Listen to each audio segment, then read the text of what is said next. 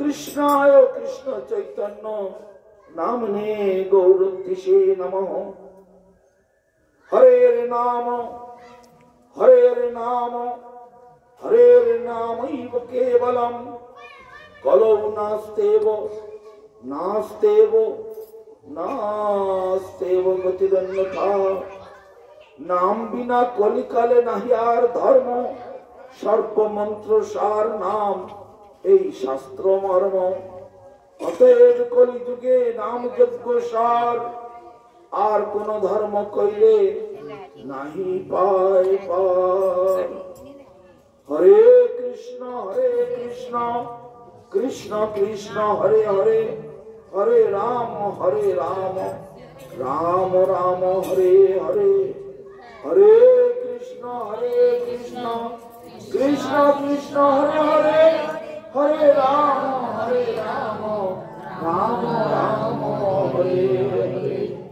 একবার সবাই অতি উচ্চ কণ্ঠে একবার বলুন দেখি সবাই, হরে কৃষ্ণ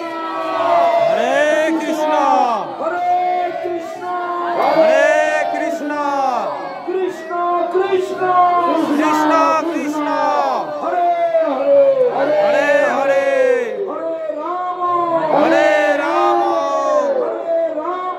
হরে রাম রাম রাম রাম হরে হরে হরে হরে হরি হরি বল। হরিদাস ঠাকুর বলেছেন, এই কথা বলতে তো একটা থাপড় দিতে। হরিদাস ঠাকুর বলেছেন,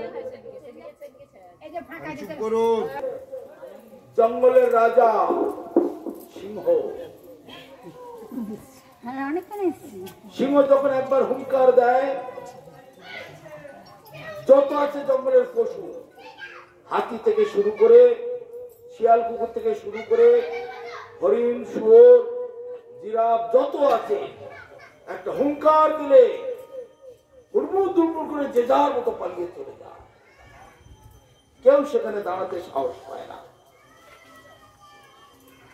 তেমনি হরিনাম যদি আমরা উচ্চ স্বরে করি, আমাদের জীবনের জন্ম জন্মান্তরে যত পাপ রাশি আছে, যত অনর্থ আছে, যত আকাশ কুকাশ, তারপরে যত রকমের অপরাধ, যত রকমের অশান্তি, দুঃখ, কষ্ট, ত্রিতাপ, জ্বালা, সব কিছু চিরতরে চলে যায়।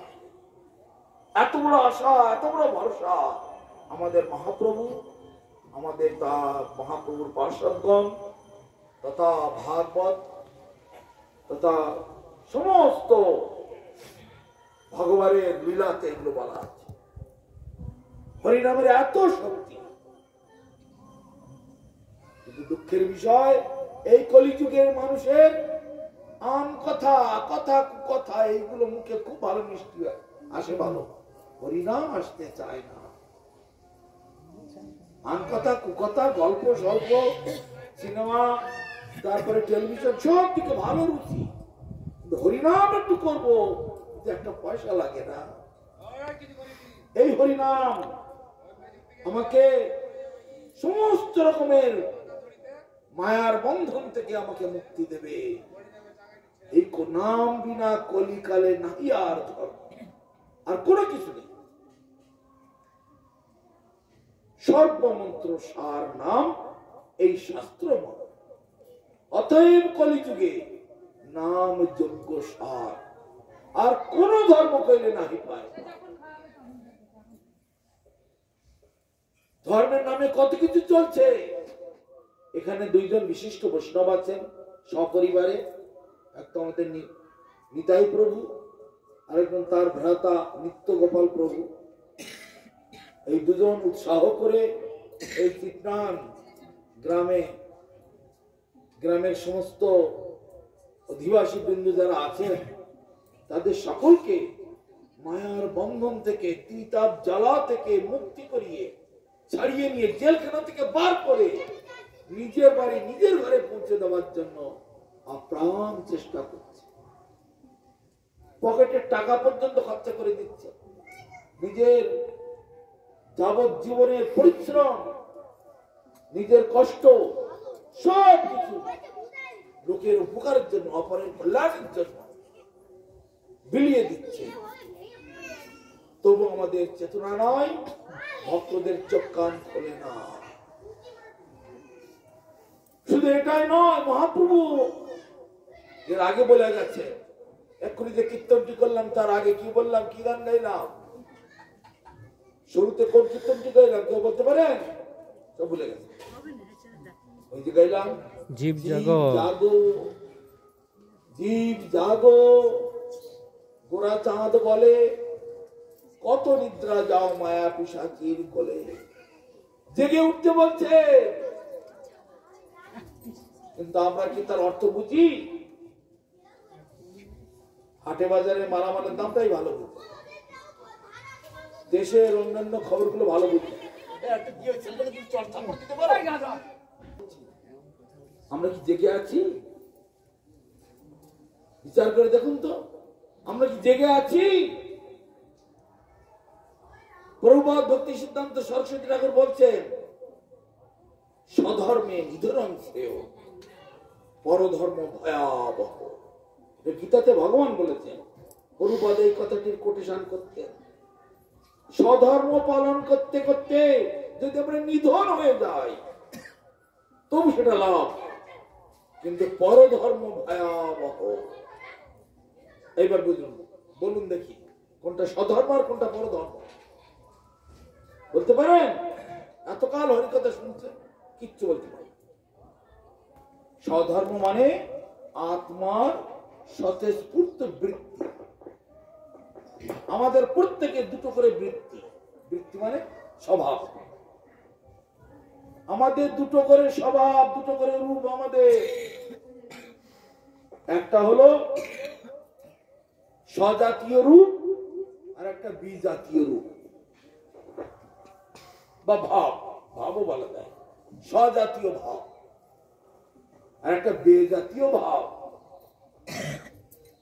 একথা কেউ শুনেছেন কখনো? বলুন, এরকম তো কথা শুনি, শুনবেন কোথায়? সাধু সঙ্গ তো করবেন না, আর সাধু সঙ্গ করতে এসে গল্প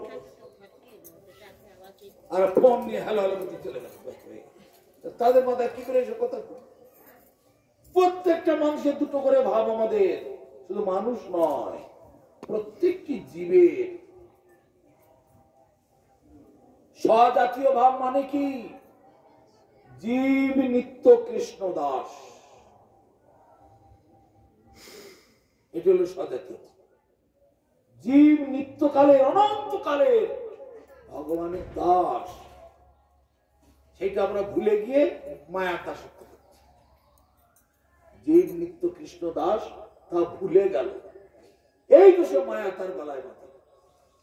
এই কারণে মায়া তাকে জড়িয়ে ধরেছে। ধরে কি করছে? পিশাচি পাইলে তেমন মতিচ্ছর নয়, মায়াগ্রস্ত জীবের হয় সেবা। ভূতে ধরলে জীবের যে অবস্থা, সে ভূতে ধরা রোগীর। তাহলে এখন স্বজাতীয় ভাবটা কি? আমরা হলাম ভগবানের দাস বা দাসী, আর ভগবান হলেন আমাদের প্রভু। তো দাস দাসীর কাজ কি? প্রভুর সেবা করা। প্রভুর কাজ কি? দাস দাসীদের কাছ থেকে সেবা গ্রহণ করা।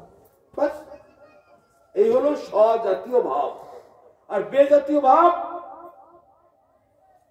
মায়ার সংসার। এটা আমার, ওটা আমার, সেটা আমার, আমার ছেলে, আমার বউ, আমার মেয়ে, আমার গাড়ি, আমার বাড়ি, আমার টাকা, এটা খাবো, ওটা খাবো, সেটা খাবো, এই খাই খাই করে খেলো। এটা হচ্ছে বেজাতীয় ভাব। এটা কিন্তু থাকে না, নিজস্ব জিনিসটাই থাকে। একটা নিজের বাড়ি আর একটা লোকের বাড়ি। লোকের বাড়ি কখন? স্টেশনে গিয়ে বসে থাকলাম, গাড়ি এলো, কি সুন্দর, ওখানে শুতে বসতে দেবে? রান্না বান্না করবো, খাবো দাবো, এখানে শুয়ে থাকবো দেবে? পুলিশ এসে ডানটা চালবে, একবার ডানটা চালিয়ে এখান থেকে হাওড়া স্টেশন বলো, শিয়ালদার স্টেশন বলো, যে কোনো স্টেশন, কত ভালো ঘর বাড়ি, কিন্তু সেখানে থাকতে পারবে না। এইটা হলো বেজাতীয় ভাব। সেখানে আমাদের থাকার জায়গা নয়। আমরা যত সময় আমাদের বাড়িতে না ফিরে আসবো ততক্ষণ আমাদের থাকা হবে না, হবে না, হবে না। তো সেই রকম আমার ছেলে, আমার মেয়ে, আমার নাতি, আমার পুতি, আমার টাকা পয়সা, এগুলো বেজাতীয়, আমাদের নিজস্ব কিচ্ছু নয়। জগতে মহামূর্খ মানুষ যারা, মহামূর্খ, অতি মূর্খ, তারাই কেবল এই বেজাতীয় ভাব নিয়েই পড়ে থাকে, আর স্বজাতীয় ভাবটাকে জানবার, চেনবার, বুঝবার কোন চেষ্টাই করে না। এই হলো দুর্ভাগার লক্ষ্য। দুর্ভাগা না বোঝে কৃষ্ণ লীলা তত্ত্ব সার, শুকর যেমন না চেনে মুক্তার হার। যারা জগতে দুর্ভাগা মানুষ, তারা এই পরম সত্যটা চিনতে পারে না, জানতে পারে না, বুঝতে পারে না। আপনাদের গ্রামে এই দুই ভাই নিতাই প্রভু আর নিত্য গোপাল প্রভু এই একটা মাস ধরে হরিনাম প্রদান করলেন গ্রামে। বহুবার আপনাদের সকলকে নিয়ে এখান থেকে দলবল নিয়ে নবদ্বীপের ধামে নিয়ে যায়, বৃন্দাবনের ধামে নিয়ে যায়, পুরী ধামে নিয়ে যায়, কত চেষ্টা করে, কিছু পাওয়ার জন্য তা নয়, নিঃস্বার্থ হবে। তাহলে কত বড় আপনাদের ভাগ্য।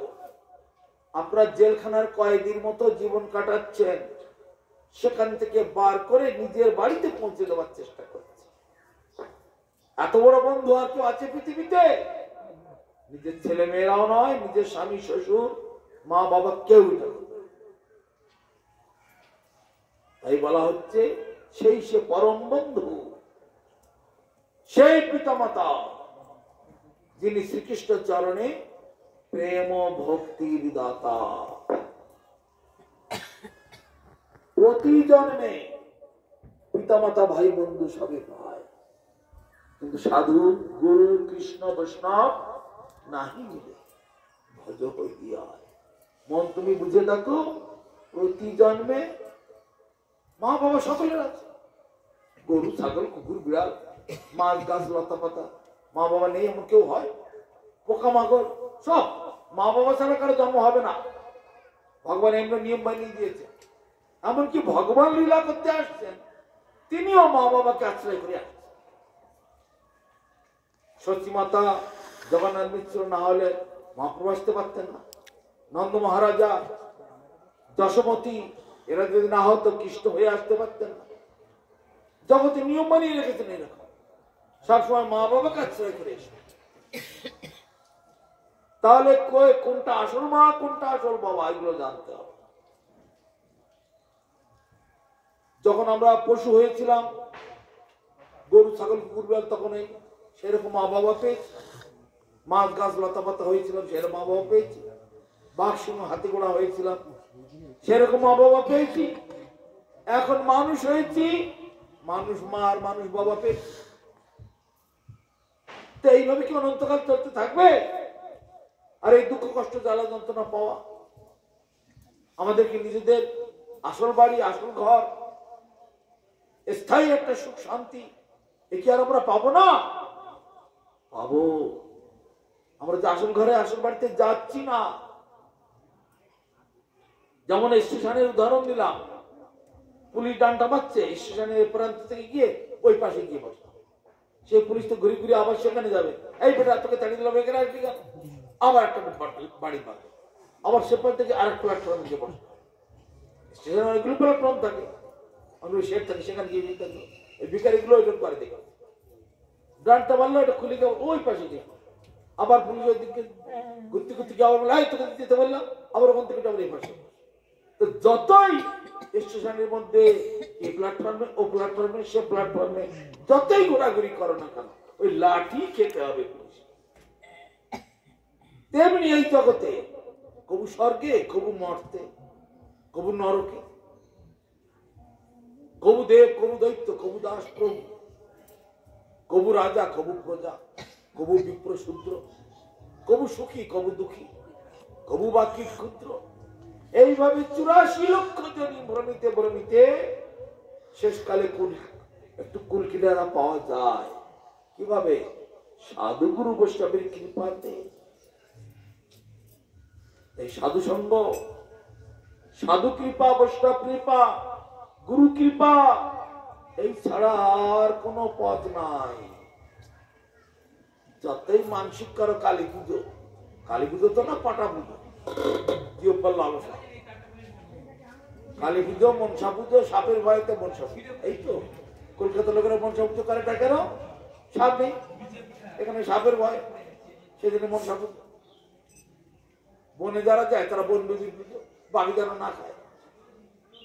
জলে যারা মাছ ধরে গঙ্গা পুজো, যেন জলে হাঙ্গর কুমির না খায়। এই কিন্তু সকলের মালিক যে কৃষ্ণ, এই চেতনা, এই জ্ঞান, এই বুদ্ধি খায়। গাছের ডাল মানে শাখা, তারপরে আছে প্রশাখা, তারপরে আছে পাতা, ফল, ফুল বহু হতে পারে। একটা গাছে অনেক ডাল, মেন ডাল হলো তো 3-4টে, তার থেকে আর একটু শাখা ডাল হলো আরো 3-4টে করে, তারপরে প্রশাখা ডাল হলো আরো 3-4টে করে, তারপরে প্রশাখা হলো আরো 4-5টে করে। কত বিশাল বড় একটা গাছ হলো, পাতা, ফল, ফুল বুঝাই হয়ে গেল। কিন্তু তার গোড়া কটা থাকে? গোড়া কি 10টা থাকে? কিন্তু সেই গোড়ার কথা তোমাদের বলে দিলে কানে ঢুকবে না, যতই বলো না কেন। সেই ঘুরে ফিরে মা মনসা গো, এইটুকু মা কালী গো। আর কিছুদিন পরে সরস্বতী পূজা আসছে, সরস্বতীর কাছে মা গো ছেলেটা যেন ভালো করে পাস করে, কিন্তু গোড়ায় যাবে না, যতই বলো না কেন হবে না। কুকুরের লেজ, দেশি কুকুরের লেজ গুলো দেখেছো? বিদেশি কুকুরের লেজ সোজা, শিয়ালের মতো। মানে ওরা শিয়াল, নেকড়ে, এটা সেটা মিলিয়ে সব করে তো সেই রকম। কিন্তু আমাদের দেশি কুকুর গুলো ঘুরিয়ে ভালো দেশি ঘি গরম করে একটু মালিশ করে দিলে সোজা হয়। যতই মালিশ করো না কেন, ছেড়ে দিলে আবার লেজটা ঘুরিয়ে। এই জগতের মানুষগুলো তাই। কতদিন থেকে আসছে এই গ্রামে, 15-20 বছর ধরে যাওয়া আসা করছে। আর আমাদের মোট 90 বছর বয়স হচ্ছে।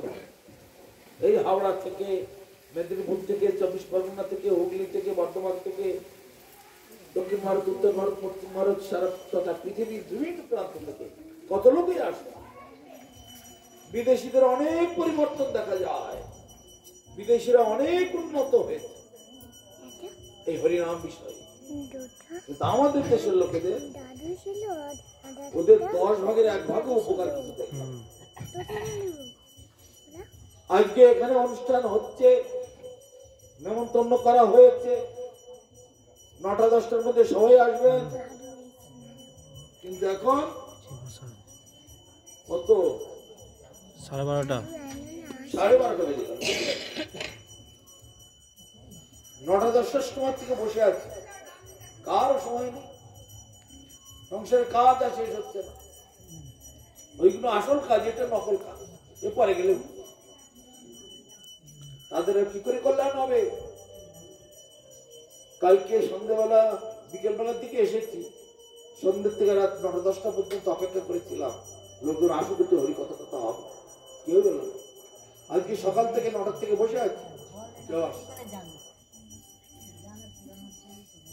তোমরা জীবনে জানবে না, তোমরা তো এদেশের লোক না, দিল্লি মুম্বাই থেকে এসেছো, জানবে কি করে?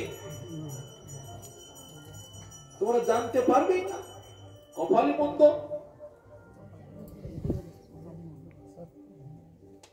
তোমরা কি এদেশের লোক? এখানকার এই গ্রামের লোক হলে জানতে পারতে।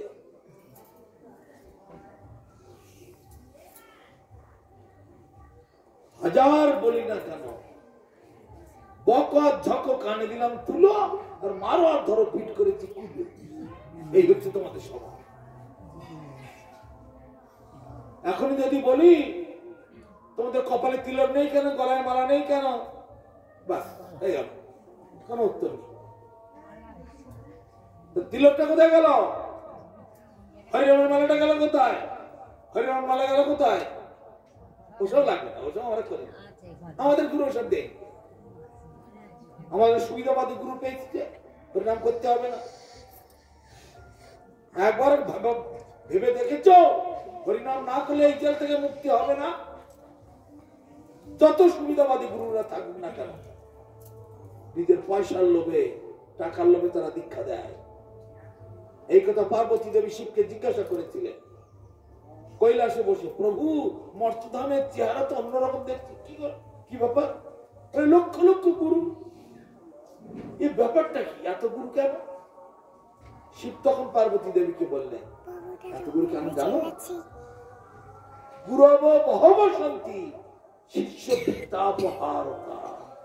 হাজার হাজার লক্ষ লক্ষ গুরু জগতে গজিয়ে উঠেছে, শিষ্যের ধন সম্পদ দৌলত কি করে পাওয়া যায়? বড় লোক শিষ্য হলে তো সব থেকে বেশি লাভ, বড় বড় দান পাওয়া যাবে। তো জগতে লক্ষ লক্ষ গুরু পাওয়া যায়, তারা হলো জগতে মানুষের ধন অপহরণ করার তালে। এই গ্রামে যদি 200 ঘর লোক, 500 ঘর, 700 ঘর লোক আছে, 1-150 ঘর লোক যদি দীক্ষা নেয়, বছরান্তে একবার আসলাম, বাড়ি বাড়ি এক চক্কর মারলাম, 20, 50, 100, 200 যাই কিছু তো দিল, বাস 40-50 হাজার টাকা হয়ে গেল। আর একটু গল্পটা করে নাও, আমার গল্প পরে শুনলে হবে, তোমাদের গল্প আগে শুনো। বললাম না, কুকুরের লেজ জীবনে সোজা হবে না। আবার অন্য গ্রামে গেলাম, আবার কিছু শিষ্য করলাম, আবার গেলাম। এই করে করে কিছু লোক আছে ব্যবসা করে বেড়াচ্ছে, দুর্গা দেবীকে বোঝাচ্ছে শিব, গুরব বহব শান্তি শিষ্য বিদ্যাপহার। পরের কি বলছে, কিন্তু দুর্লভ সৎগুরু এ দেবী শিষ্য সন্তাপহারকা। সেই গুরু দুর্লভ, শিষ্যের ত্রিতাপ জ্বালায় যে জ্বলে পুড়ে মরছে, সেই ত্রিতাপ জ্বালা থেকে উদ্ধার করে, দুঃখ কষ্ট থেকে উদ্ধার করে সোজাসুজি ভগবানের বাড়ি ভগবানের ঘরে পাঠাবো, নিজের বাড়ি নিজের ঘর, সেই গোলক বৃন্দাবন। সেই গুরু পাবে না, এটা কিন্তু দুর্লভ। তাই ব্রহ্ম সংহিতাতে বলছে, বিদন্তস্তে সন্ত কীর্তি বিরল চারা কতিপয়ে। এখনো আছে সেরকম গুরু, 2-4 জন এই ধরাধামে এখনো বিচরণ করছে, আঙুলে গুনে নেওয়া যাবে। লক্ষ লক্ষ গুরু এরকম কিন্তু নয়। স্বয়ং ভগবানের কপালে তিলক আছে, তোমাদের কপালে তিলক। আর যে তিলক তোমরা পরেছো, যে তিলক পরে আছো লাল লাল, ও তো মরা মরা তিলক, আজ আছে তো কাল নেই। এই মা তোমার তিলক গেল কোথায়? লালবালা কোথায় গেল? কলা দেখিয়েছি, তাই না? ওই মায়ের তিলক কোথায় গেল? লালবালা তিলক, একটা লাল ফোটা, এখানে একটা লাল তিলক, এগুলো সব মরা তিলক। আর আমরা যেটা পড়েছি এটি হচ্ছে জ্যান্ত তিলক। স্বয়ং কৃষ্ণ এটা পরে, ব্রজবাসীগণ এই তিলক পরে, কৃষ্ণের ভক্তরা এই তিলক পরে। এর কোনো মৃত্যু নাই, এর কোনো জন্মও নাই, মৃত্যু নাই। অনন্তকাল এই তিলক ছিল, এই তিলক আছে, এই তিলক থাকবে। আর তোমাদের তিলক আগে কখনো ছিল না, এখন পড়েছ, আর 2 দিন পরে থাকে। কিন্তু আসল তিলক তোমরা কেউ করতে চাইবে না। তাহলে 10 টাকা সাধু বাবা যা কথা বলো না কেন, সব কথা আমরা শুনতে রাজি, কিন্তু লালসায় বাধা দিও না। জানো, যদি লালসায় বাধা দিত তুমি খারাপ। এই তো তোমাদের রোগের গোড়া, রোগের গোড়া হলো এইখানে। তুমি যা বলছো বলো, সব শুনবো, কিন্তু জিহ্বার লালসায় বাধা দিও না। আমাদের কথা শুনতে গেলে, মানতে গেলে জিহ্বার লালসায় বাধা পড়ে যাবে। তোমাদের গোড়া তো এইখানে, রোগের গোড়া। সারা পৃথিবীর লোকেরা মুসলমান পর্যন্ত এখন হরিনাম করছে। হাজার হাজার মুসলমান, হাজার হাজার ইহুদি, হাজার হাজার খ্রিস্টান যারা স্মার্টফোন ঘাঁটছে তারা সব দেখতে পাচ্ছে। তারা এখন হরিনাম করছে, মাটিতে বসে প্রসাদ পাচ্ছে, একাদশী পালন করছে, গলায় মালা তিলক করে উদণ্ড নৃত্য কীর্তন করছে। কিন্তু মহাপ্রভুর দেশের লোক তোমরা সেই মহাপ্রভুকে তোমরা চিনলে না, একটু জিহ্বা লালসার ঠেলায়। তখন তোমাদের মঙ্গল তোমাদের হাতে। তাই ভগবান আক্ষেপ করে বলছেন অর্জুনকে, আক্ষেপ করে, হে অর্জুন, তুমি তোমার বন্ধু, তুমি তোমার শত্রু। শত্রু মিত্র বাইরে কখনো থাকে না। যে উপকার তুমি তোমার জন্য করতে পারো, এত উপকার পৃথিবীর কেউ তোমাকে করতে পারে না। যে ক্ষতি, যে লোকসান তুমি তোমার জন্য করতে পারো, এত লোকসান, এত ক্ষতি আর কেউ করতে পারে না। তুমি হলে তোমার বন্ধু, তুমি হলে তোমার শত্রু। শত্রু মিত্র বাইরে নেই। এই কথা অর্জুনকে বলেছিলেন কৃষ্ণ। তোমরাই তোমাদের বন্ধু, তোমরাই তোমাদের শত্রু। সাধু আসে সাধু যায়, যেমন জনতা তেমনি রয়। কেন কেন পরিবর্তন হয় না? সাধু আসে সাধু চলে যায়, 2-4 দিন থাকলো, হরিনাম করলো, ভাগবত কথা বললো, খুব করে উৎসবাদী হলো, চলে গেল, বাস যেমন তেমনি থেকে। আবার সামনে বছর আবার আসবে, আবার হইচই করে গ্রামে পরিক্রমা করবে, কীর্তন করবে, তারপরে মহোৎসব করবে, হরিকথা ভাগবত কথা হবে, আবার খেয়ে দিয়ে সব চলে যাবে, তেমনি